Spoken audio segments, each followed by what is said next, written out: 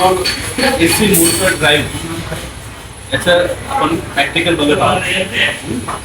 याच्या अगोदर आपण आयजीबीटी खाली एसी मोटर ड्राईव्हचे प्रॅक्टिकल बघितला. आता आपण आज एसी मोटर ड्राईव्हचे प्रॅक्टिकल बघतो. मी तुम्हाला सांगितलं माझ्या प्रॅक्टिकलला की ड्राईव्ह म्हणजे काय असतो. जे ड्राईव्ह म्हणजे एक प्रकारचं स्टार्टर आहे. जसं आपण मोटरसाठी जसं प्रत्येक मोटरला स्टार्टर लागतं. ट्यूबवेल स्टार्टर, स्टार्ट देतात स्टार्टर चालू बंद करण्यासाठी. तर हे जे थोडंसं ॲडव्हान्स आहे याच्यामध्ये काय आहे किंवा ॲडव्हान्स काय आहे की याचा जो मोटरचा जो स्पीड असेल तो आपण याच्यामध्ये कमी जास्त करू शकतो. म्हणजे मोटरचा जो रेटेड स्पीड आहे, एखाद्या मोटरचा रेटेड स्पीड समजा 40 RPM आहे, तर रेटेड स्पीडपेक्षा कमी स्पीडला आपण ते मोटर फिरू शकतो. ते त्यासाठी आपल्याला ड्राईव्हची गरज पडते. आपलं सिम्पल जे स्टार्टर असतात, डेबल स्टार्टर किंवा स्टार्ट देणं ठरवलं त्याच्या साहाय्याने आपण कुठल्याही मोटरचा स्पीड बदलू शकत नाही किंवा आपल्याला व्हेरी करता येत नाही. परंतु इंडस्ट्रीमध्ये असे ॲप्लिकेशन असतात प्रोसेसमध्ये की त्यावेळेस एखाद्या मशीनचा जो स्पीड असतो तो कमी जास्त करायची त्याची गरज पडते. त्यासाठी इथं ड्राईव्ह वापरले असतात. एसी ड्राईव्ह, एसी मोटर असेल तर एसी ड्राईव्ह, डीसी मोटर असेल तर डीसी ड्राईव्ह वापरले. आता आपण एसी मोटर पाहतो आहे. एसी मोटरचा जो स्पीड व्हेरिएबल करायचा असेल म्हणजे आपल्याला ते मोटर रेटेड स्पीडपेक्षा कमी स्पीडला कुठल्याही स्पीडला ठेवायचे असेल त्यासाठी हे ड्राईव्ह वापरलेलं असतं. आयजीबीटी म्हणजे काय, इंटिग्रेटेड गेट बायस ट्रान्झिस्टर याला समजतं.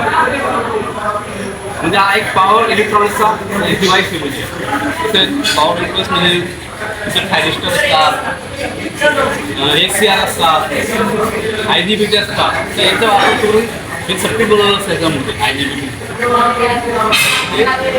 हे वापरून त्याच्यामध्ये ड्राईव्हचा वापर केला असतो. पॉवर इलेक्ट्रॉनिक्स पॉवर डिव्हाइस वापरते त्याच्यामध्ये. त्यासाठी ड्राईव्ह बनवला असतो आणि ड्राईव्हचं आउटपुट आपण मोटरला देतो.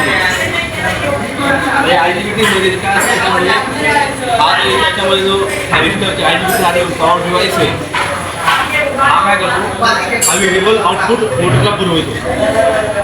आपण याला 3 फेज एसी सप्लाय दिलेला आहे. या ड्राईव्हला 3 फेज एसी सप्लाय दिलेला आहे. तो काय तो फिक्स व्होल्टेजचा आहे, कॉन्स्टंट व्होल्टेजचा आहे. कॉन्स्टंट व्होल्टेजचा 3 फेज एसी सप्लाय आपण या ड्राईव्हचा इनपुट देऊन गेलेला आहे आणि या ड्राईव्हचं आउटपुट आपण मोटरला जोडलेलं आहे. हा ड्राईव्ह जो आउटपुट देणार आहे ते कसं देणार आहे, व्हेरिएबल व्होल्टेज देणार आहे. म्हणजे व्हेरिएबल आउटपुट व्होल्टेज देणार आहे. त्यानुसार मग आउटपुट व्होल्टेज जर व्हेरिएबल झालं तर त्यानुसार काय स्पीड पण व्हेरिएबल होतो आणि मग ते मोटर व्हेरिएबल फिरवता येते.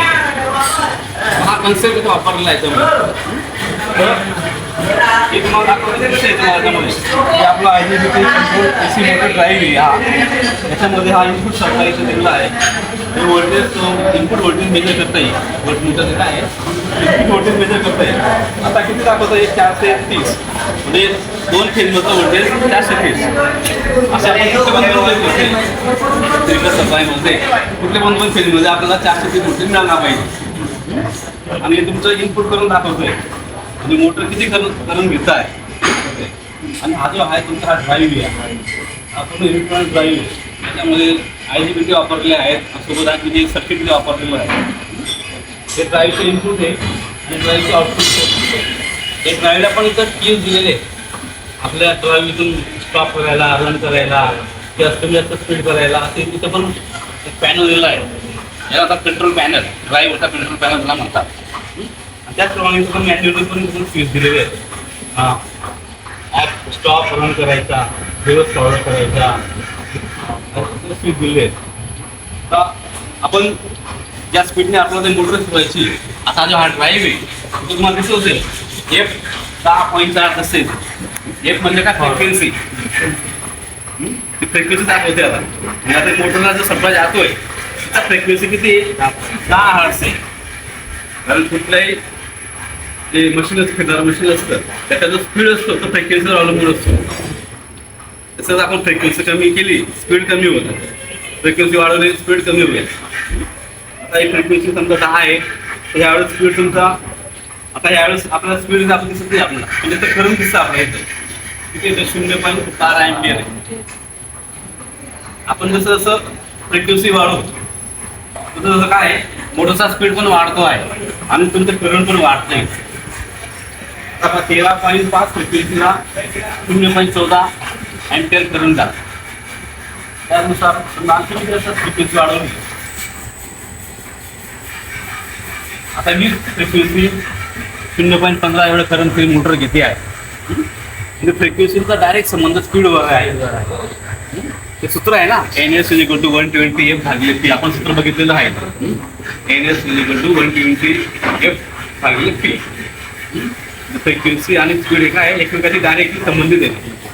म्हणजे आपण जर एक फ्रिक्वेन्सी आपण कमी केली तर स्पीड कमी होईल, फ्रिक्वेन्सी वाढवलं तर स्पीड वाढेल. तर फ्रिक्वेन्सीचं लिमिट कितीपर्यंत आहे 50 हर्ट्झपर्यंत आहे. आपण ते फ्रिक्वेन्सी 50 हर्ट्झच्या पुढे वाढू शकत नाही, परंतु आपण ते 50 हर्ट्झपेक्षा खाली त्याला करू शकतो. म्हणून 50 हर्ट्झच्या खाली आपण फ्रिक्वेन्सी केली तर काय होईल, जी मोटर आहे ती मोटरचा जो रेटेड स्पीड असेल त्या रेटेड स्पीडपेक्षा ते मोटर कमी स्पीडने फिरेल. रेटेड स्पीडपेक्षा जास्त स्पीडने मोटर फिरू शकत नाही, तर रेटेड स्पीडपेक्षा कमी स्पीडने मोटर फिरू शकते. याच्यामध्ये 25 हर्ट्झ केली फ्रिक्वेन्सी. मोटरचा स्पीड पण मला जास्त वाढला, आवाज वाढतो ना मोटरचा, म्हणजे काय स्पीड वाढलाय मोटरचा. 30 हर्ट्झला करंट पण वाढतोय, स्पीड वाढतोय. 35 हर्ट्झ,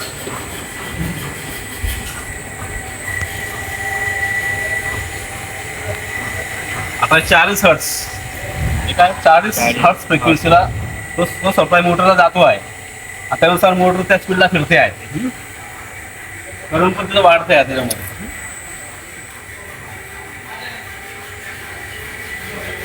50 हर्ट्झ मध्ये फुल झाला. 50 हर्ट्झच्या पुढे ती फ्रिक्वेन्सी जाणार नाही. आता म्हणजे 50 हर्ट्झचा या ड्राईव्हला आपण सप्लाय दिला आहे. याच्यामध्ये ड्राईव्हच्या पूर्ण पॅनेलला याचा हा सप्लाय कुठला आहे 3 फेज सप्लाय विथ न्यूट्रल दिला आहे. याला न्यूट्रलचं पण गरज आहे. याच्यामध्ये तुम्हाला जर पाहता येईल हे जे इनपुट टर्मिनल आहे याच्यावर दिलेलं आहे RYBN, म्हणजे याला म्हणतात 3 फेज 4 वायर सिस्टीमचा सप्लाय. सप्लायचे पण प्रकार असतात ना, 3 phase 3 wire supply, 3 phase 4 wire supply किंवा 2 वायर सप्लाय. आता 2 वायर म्हणजे सिंगल फेज सप्लाय आला तो. 3 फेज सप्लायमध्ये मग काय 3 फेज विथ न्यूट्रल असंच आपल्याला जेव्हा गरज पडते त्यावेळेस आपल्याला तिथे न्यूट्रल पण द्यावं लागतं. म्हणून आपण इथं काय केलं आहे 3 फेज सप्लाय विथ न्यूट्रल याचा इनपुट सप्लाय दिलेला आहे. आणि हा इनपुट सप्लाय तुम्हाला MCB मार्फत हा तुमचा ड्राईव्हला मिळतो. आणि ड्राईव्हचं आउटपुट आपण त्या वायरच्या साह्याने ही मोटरला दिलेली. ही जी मोटर आहे तुम्हाला दिसत असेल मोटर 2 HP ची मोटर आहे. 2 HP आणि 1440 RPM ची मोटर आहे. ह्या मोटरला आपण या ड्राईव्हच्या साह्याने रेटेड स्पीडपेक्षा कमी स्पीडने कुठल्याही कमी स्पीडला त्याला आपण फिरू शकतो. त्याचप्रमाणे आपण याचे डायरेक्शन पण बदलू शकतो. तर याला म्हणतात AC मोटर ड्राईव्ह. तर याच्यामध्ये तुम्ही सेफ्टी पण याच्यामध्ये असं सांभाळायचे असेल आपल्याला. याला आपण आर्थिक करायला पाहिजे. याच्यामध्ये प्रत्येक मशीनला जी मशीनची जी बॉडी असते मेटॅलिक बॉडी असते त्याला आर्थिक करायला आवश्यक असते आपल्या सुरक्षिततेसाठी. म्हणून हे सगळ्या गोष्टी लक्षात ठेवायच्या. त्याच्यामध्ये तुम्हाला हे लक्षात आलं असेल की ड्राईव्ह म्हणजे काय असतं. तर ड्राईव्ह हा एक इलेक्ट्रॉनिक डिव्हाइस आहे. याच्या सहाय्याने आपण AC मोटरचा स्पीड कमी करू शकतो. कमी म्हणजे त्या रेटेड स्पीडपेक्षा त्याला कुठल्या पण कमी स्पीड त्याला करू शकतो. आता आहे आपण हे मोटरची डायरेक्शन कशी बदलते ते बघतो. याच्यामध्ये समजा मोटर आता एका डायरेक्शनने फिरते आहे. आता हे या मोटरची आपण डायरेक्शन बदलायची. हा जो तिथं रिव्हर्स फॉरवर्डचा नॉब दिला आहे हा नॉबची पोझिशन बदलली आपण चेंज केली तर काय होईल त्या मोटरची दिशा पण तिथं बदलते आहे. अगोदर ती मोटर पहिले स्थिर होईल म्हणजे पहिले ती मोटर 0 स्पीडला येईल नंतर ती मोटरची दिशा बदलेल आणि ती मोटरनं स्पीड पकडेल. त्याच्यामुळे तुम्हाला शाफ्ट फिरण्यावरून ते कळेल की दिशा बदलली आहे याची. You guys look crazy. Ready?